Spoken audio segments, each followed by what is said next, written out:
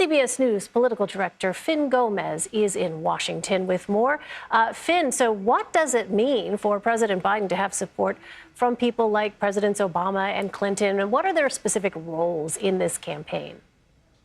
Yeah, so the Biden campaign tells me that this event last night, the star-studded event held at Radio City Music Hall, was to demonstrate party unity amongst the presidents, but also across the party.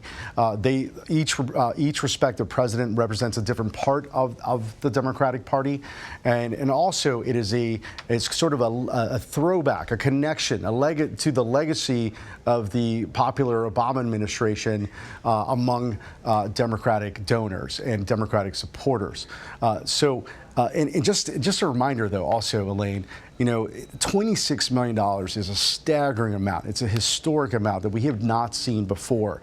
And just to compare this to the Trump campaign, the Biden campaign has $71 million cash on hand compared to just $34 million that the Trump campaign has. Wow, that is really eye-opening to hear those numbers, Fin.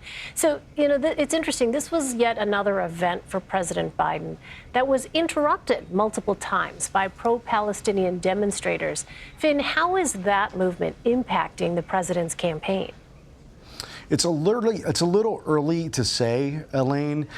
If you do look at some of the previous primary contests that we've seen, where this has really been demonstrated at the polls, Michigan, for example, and during that primary, about 100,000 voters voted uncommitted, and that was in part to protest against the Biden policies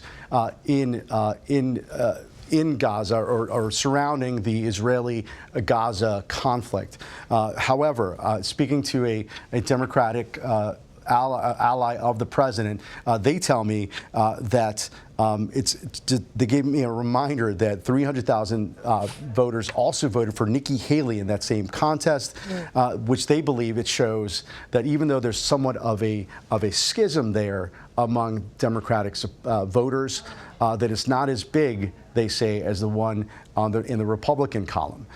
They think that those voices that have been critical of the Biden administration's foreign policy they believe that they'll come around once. You know, it's a long way. We have 6 months into the November 5th election, and they believe that by then that this part of the Democratic Party will coalesce behind President Biden. All right, 6 months away. Not that far away, but Fin Gómez, thank you so much. I appreciate it. Thanks, Elaine.